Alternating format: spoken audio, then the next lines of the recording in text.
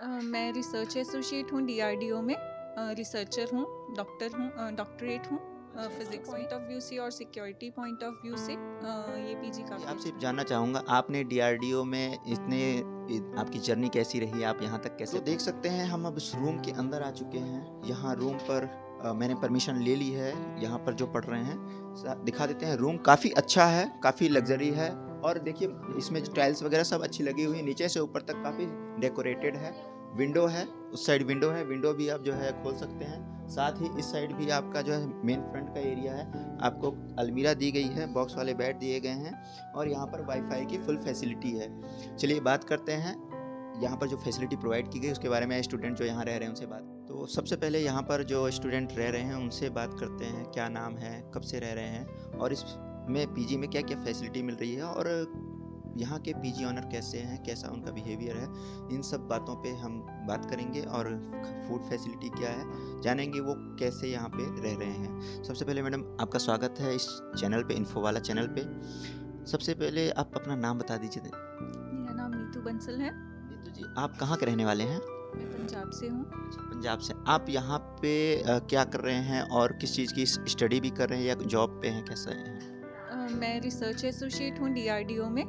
Researcher हूँ, doctor हूँ, doctorate हूँ फिजिक्स में। रिसर्चर है, एक प्रकार से साइंटिस्ट हैं एक प्रकार से आप कह सकते हैं। जी। तो आप और क्या करते हैं यहाँ पे? कुछ आपकी बुक्स में देख रहा था, ये मैथ्स की बुक रखी हुई है राकेश यादव सर की। मुझे लगा कि आप शायद तैयारी भी कर रहे हैं। जी, वो एक्चुअली कुछ भी एग्ज़ाम होता है साइंटिस्ट की पोजीशंस के लिए भी, तो उसके लिए स्क्रीनिंग एग्ज़ाम्स होते हैं, तो मैं उसके लिए ही प्रिपेयर कर रही थी। तो अब थोड़ा बताइए कि इस पीजी के बारे में आपको कहाँ से नॉलेज मिला, साथ ही इसका प्राइस क्या है? मैं यहाँ डबल सीटर रूम में रहती हूँ। इसका 9000 रेट है विदाउट फूड। विदाउट फूड आप 2 सीटर में 9000 में रह रहे हैं। अच्छा, फूडिंग के लिए क्या करते हैं आप? फूडिंग के लिए मैं खुद कुक करती हूँ। यहीं आप कुक कर लेते हैं? जी, यहाँ किचन की फैसिलिटी है, तो मैं किचन में अपना यूटेंसिल्स, अपना सामान अपना ले आती हूँ अपनी ज़रूरत और अपनी पसंद के हिसाब से यहाँ कुक कर सकते हैं। यहाँ पे एलपीजी की फैसिलिटी है, गैस स्टोव है, फ़िल्टर भी लगा हुआ है, वाटर फ़िल्टर है, आरओ, रेफ्रिजरेटर भी है, तो उसलिए हमें कोई दिक्कत नहीं आती है। तो कुकिंग में हम आराम से कर सकते हैं, अपना सामान स्टोर भी कर सकते हैं, तो ऐसा कोई इशू नहीं है। और पीजी की तरफ से क्या क्या फैसिलिटी आपको दी गई है, यहाँ वाईफाई वगैरह? जी, वाईफाई हम यूज़ करते हैं क्योंकि हम रिसर्च भी करते हैं, तो इंटरनेट यूज़ करना पड़ता है, तो वाईफाई की फैसिलिटी यहाँ पे है। और उसके अलावा क्लोथिंग है, वॉशिंग हम कर सकते हैं। फुली सेमी ऑटोमेटिक मशीन है, लेकिन उसमें हम पूरा वाटर सप्लाई प्रॉपर है, तो हम फुली की तरह ही उसको यूज़ करते हैं। गीज़र है सर्दियों के लिए, और समर्स के लिए रूम में एसी भी अवेलेबल है। एसी वाला रूम है आपका? जी, यहाँ पे एसी अवेलेबल है। 9000 में एसी मिल रही है इस लोकेशन में, काफ़ी अच्छा है। लोकेशन क्या लग रहा है आपको, कौन सा लोकेशन है? आप यहाँ पे मेट्रो स्टेशन कौन सा है? यहाँ पे नियरेस्ट गेट 4 है जीटीबी का, तो it is very nearest to the metro station, तो ऐसे कोई दिक्कत नहीं आती है आपको कहीं भी दिल्ली में या कहीं पे भी आपको जाना है, गुड़गांव दिल्ली, तो येलो लाइन का स्टेशन है, तो मोस्टली पूरी दिल्ली से कनेक्ट होती है, so it is very convenient for any place. अब मैं आपसे ये जानना चाहूँगा, यहाँ पर आप रह रहे हैं तो आप रेंट 9000 पे कर रहे हैं। इतने बड़े रूम का 2 सीटर का 1 सीट का आप 9000 दे रहे हैं। रूम आपने और भी देखे होंगे, काफ़ी बजट के हैं, लेकिन आपको क्या लग रहा है इस बजट में आपको सही रूम मिला है या इससे भी कम बजट के यहाँ पे इतने अच्छे रूम हैं? मैंने देखा है कम बजट में भी रूम तो मिल जाते हैं, लेकिन वहाँ पे क्लीनिनेस इतनी नहीं होती है, तो क्लीनिनेस के पॉइंट ऑफ व्यू से और सिक्योरिटी पॉइंट ऑफ व्यू से ये पीजी काफ़ी अच्छा है।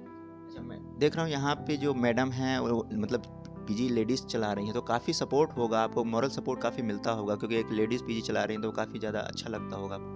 हाँ बिल्कुल, ये being myself being a women also, I really appreciate that कि she is doing very good work, और वो यहाँ पे बहुत ध्यान भी रखते हैं, और हमारी प्रॉब्लम्स को भी कोई भी हम प्रॉब्लम उनको बताते हैं तो हमारी प्रॉब्लम्स का बहुत जल्दी सोल्यूशन। यही मैं आपसे पूछना चाह रहा था, आपने खुद ही बता दिया कि यहाँ पे बिहेवियर, ऑनर का बिहेवियर कैसा है? जी, जो रूल्स एंड रेगुलेशंस काफ़ी स्ट्रिक्ट हैं, तो एक अच्छी किसी भी चीज़ को चलाने के लिए स्ट्रिक्ट रूल्स तो होने ज़रूरी हैं, तो she follows the rules very strictly, और अगर कोई प्रॉब्लम होती है तो आप उनसे बता दो, वो most probably next with in 1 day वो प्रॉब्लम का सोल्यूशन कुछ ना कुछ कर ही देते हैं। तो देख सकते हैं फ्रेंड्स, हमारे साथ एक साइंटिस्ट हैं, एक डॉक्टर हैं, जो आप समझना चाहते हैं। पर डीआरडीओ जैसी एक बहुत बड़ी नामी संस्था, जो भारत की सबसे बड़ी डिफेंस की सबसे बड़ी अच्छी संस्था है, वहाँ पर ये जॉब कर रहे हैं, एक प्रकार से वहाँ पे काम कर रहे हैं। तो इनको देख करके आप भी इंस्पायर हो सकते हैं। साथ ही आपसे जानना चाहूँगा, आपने डीआरडीओ में आपकी जर्नी कैसी रही, आप यहाँ तक कैसे पहुँचे? क्योंकि वो लोग सोचेंगे डीआरडीओ है क्या, आप डीआरडीओ में हैं। बहुत सारे लोग जानते हैं, काफ़ी इंजीनियर बैकग्राउंड के तो काफ़ी लोग जानते हैं, पर यहाँ तक पहुँचने के लिए मैं समझता हूँ कि काफ़ी एक अलग सोच चाहिए इंसान को, दुनिया से हट के वो सोच होती है। और लोग उससे इंस्पिरेशन लेते हैं जब कोई समझते हैं कि डीआरडीओ में, क्योंकि अभी देखे थे हमने कि एक साइंटिस्ट थे जिनको मोदी जी, वो रो रहे थे तो मोदी जी ने उनको गले लगाया था। तो आप अपने को उस जगह पे कैसे पाते हैं? देखिए, वहाँ तक पहुँचना तो बहुत ही सौभाग्य की बात होगी किसी भी इंसान के लिए, लेकिन यहाँ तक पहुँचने की जर्नी इतनी आसान नहीं है। ऑब्वियसली बहुत सारी कठिनाइयाँ भी आती हैं और बहुत बड़ा जीवन का संघर्ष भी उसके पीछे छुपा हुआ है।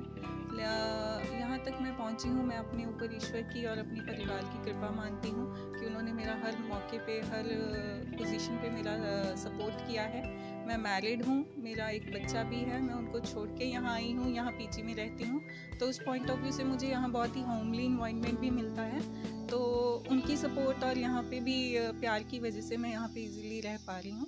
डीआरडीओ के बारे में एक मिनट में आप कुछ बताइए कि लोग जो ना जानते हों डीआरडीओ क्या है, आप उन्हें बताइए। जी, डीआरडीओ में बेसिकली रिसर्च ऑर्गेनाइजेशन है जो पर्टिकुलरली डिफेंस के लिए रिसर्च के, मेनली हमारे पास हम कंपोनेंट्स के ऊपर काम करते हैं। हाई पावर ट्रांजिस्टर्स बनाए जाते हैं। तो आपका बहुत बहुत धन्यवाद, आपने पीजी के बारे में बताया, साथ ही इसरो और डीआरडीओ के बारे में थोड़ा बहुत जानकारी दी। इसरो में थोड़ा सा पूछना चाहूँगा, ये कनेक्ट है डीआरडीओ से, किस प्रकार से कनेक्ट है? ये एक्चुअली इंडियन गवर्नमेंट की तरफ से दो ऑर्गेनाइजेशंस हैं। डीआरडीओ एक अलग संस्था है और इसरो अलग संस्था है। दोनों के जो काम है वो अलग अलग हैं। लेकिन वो कम्युनिकेशन जो सैटेलाइट वगैरह लॉन्च होती है तो एक दूसरे से जुड़े होते हैं, डिफेंस के ही जुड़ा उसमें। तो सब कुछ ही, हर चीज़ एक दूसरे से जुड़ी ही हुई है। जब आपका हम एक ही राष्ट्र के लिए काम कर रहे हैं तो सब मिलजुल के काम मिलजुल के करते हैं। आपका यहाँ पर इंटरव्यू लेने का सौभाग्य प्राप्त हुआ, एक बहुत अच्छी बात है हमारे लिए भी, और आपके लिए भी अच्छी बात है कि आपने कुछ जानकारियाँ लोगों तक प्रोवाइड की कि लोग यहाँ पर कैसे रह सकते हैं। अगर वो डीआरडीओ में तैयारी जॉब के लिए या किसी भी पर्पज़ से आते हैं, तो वर्किंग हैं या नॉन वर्किंग हैं, तो पढ़ भी सकते हैं। तो इस तरीके से आप यहाँ रह रहे हो, वो अच्छा लगा देख कर भी, और लोगों को यही जानकारी हो। आपके लिए बहुत बहुत धन्यवाद और best of luck next future journey के लिए। Thank you so much.